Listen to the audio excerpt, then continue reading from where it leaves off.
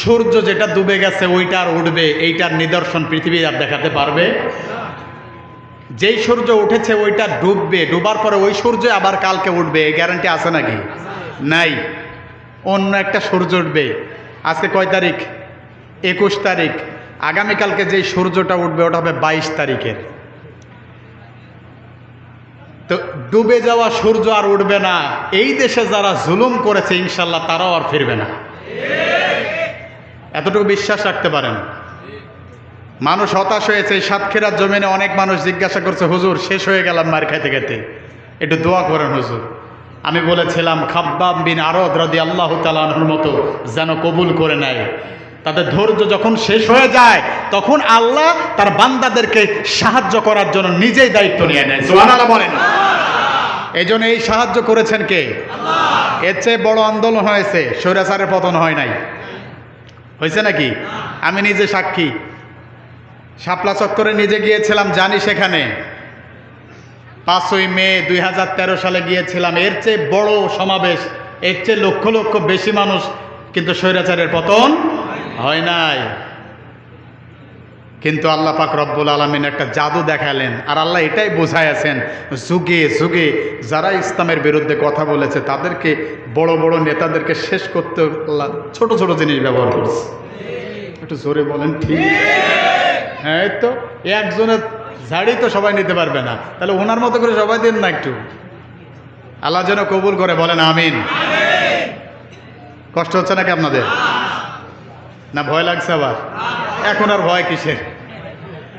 আর কাউকে আমরা পরোয়া করি না, আমরা একজনকে পরোয়া করি, কে?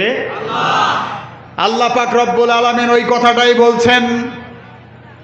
মুমিনদের সামনে যখন কোরআন তেলাওয়াত করা হয়, যখন মুমিনদের সামনে কোরআন থেকে তেলাওয়াত করা হয়, আল্লাহ পাক রব্বুল আলামিন বলছেন দুনিয়ার কাউকে তারা ভয় করে না, একমাত্র ভয় করে আমার আল্লাহকে। কথা বলেন ঠিক কিনা?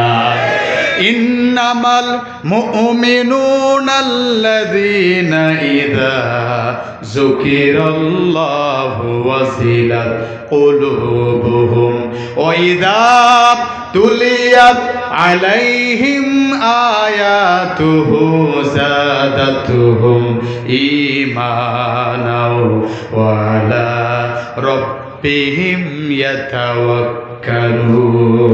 আল্লাহু আকবার। আল্লাহ পাক রব্বুল আলামিন বলছেন ইন্নামাল মুমিনুনাল্লাযীনা, নিশ্চয় যারা ঈমানদার, আল্লাহর উপরে ঈমান এনেছে। আল্লাহ পাক রব্বুল আলামিন বলছেন যখন যারা কোরআন শুনতে বসে যায়, আমি আল্লাহ আমার ভয়টা তাদের কলিজার মধ্যে দিয়ে দিই। সুবহানাল্লাহ বলেন। 2 নাম্বার যাদাতহুম ঈমানাও, আমি তার ঈমানটাকে বাড়িয়ে দিতে থাকি। 3 নাম্বার ওয়ালা রাব্বিহিম ইয়াতাওয়াক্কালুন, ঈমানটা বাড়তে বাড়তে এমন এক পর্যায়ে চলে যায় দুনিয়ার কোনো স্বৈরাচারী সরকারের তারা পরোয়া করে না, তাবেদারি তারা করে না, মাথাও তারা নত করে না। মাথা নত করে কেবলমাত্র কার কাছে? সেই আল্লাহ পাক রব্বুল আলামিন বলছেন অবশ্যই আমার বান্দা যারা হবে আমার কাছে তাদের মাথাটা নত করে দেবে। আর বান্দা যখন আল্লাহর কাছে নত করে দেবে মাথা, তখন দুনিয়ার কোনো স্বৈরাচার এসেও তার সামান্য একটা পশম ছেড়ার ক্ষমতা নাই। কথা বলেন ঠিক কিনা? প্রিয় ভাইয়েরা, আমার জন্য হতাশ হওয়ার দরকার নাই, হতাশ হওয়ার দরকার নাই। ইমানদার কখনো হতাশ হয় না, কারণ ইমানদার জানে আশাহত যেই জায়গায় হয়ে যায় বান্দাকে আশা দেওয়ার জন্য দাঁড়িয়ে যান কি?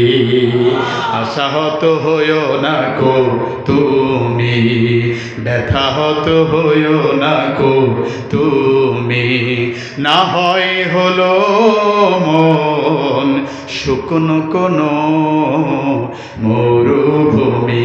সুবহানাল্লাহ বলেন। আরো কিছু পথ চলো মরিচিকা মারিয়ে, দেখবে সাগর আছে 2টি বাহু বাড়িয়ে। আল্লাহু আকবার।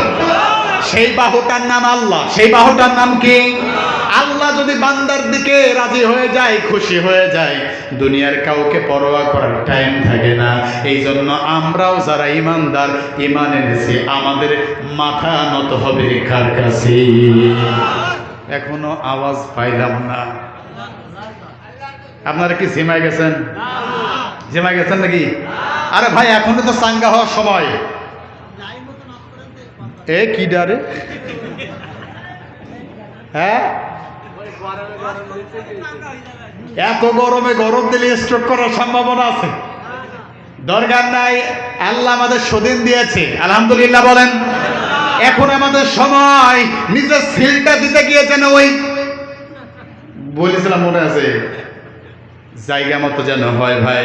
সব ঠিক আছে, ইমানদার ঠিক আছে, কিন্তু সিলটা দেওয়ার সময় বে জায়গায় পড়ে যায়। এইবার যেন সিল এমন জায়গায় দিই, ওই রাজনৈতিক মঞ্চে যারা আসবে তারা যেন আমার আল্লাহর কোরআনকে ভালোবাসে। বেঈমান, চোর, গাঁজাখোর, ফেন্সিখোর এমন কোন নেতার মুখ আমরা আর দেখতে চাই না। কথা বলেন ঠিক কিনা? রাজি আছেন না নাই? কারা কারা রাজি আছেন দুহাত তুলে রাখা ভালো লাগে। আল্লাহ কবুল করুক। চাচা আমার উঠেছিল রেডি। চাচা দেন, একবার দেন। চাচা রেডি হয়েছিল। আচ্ছা, আল্লাহ কবুল করুক, বলেন আমিন। হবে ইনশাল্লাহ। বলেন তো একবার আল্লাহু আকবার। মাইকালা ভাই এবার ঠিক আছে, আর দরকার নাই, ঠিক আছে আলহামদুলিল্লাহ। খেয়াল করেন, কষ্ট হচ্ছে ভাই? এই তো 24 বাজে, আর মাত্র 36 মিনিট। আল্লাহ যেন আমাদের কবুল করে, বলেন আমিন। আমি আগেই বলেছিলাম, ইসলামের বিপক্ষে যে বা যারাই যাবে ওদের চিহ্ন এই পৃথিবীতে রবে না। কথা বলে ঠিক কিনা? আল্লাহর কসম করে বলেছি, ওই দিন আল্লামা সাইদি সাহেব বলেছিল, এমন একটা সময় আসবে যেই দিন তারা পালানোর জন্য ইঁদুরের গর্ত খুঁজে পাবে না। এখন খুঁজে দেখেন,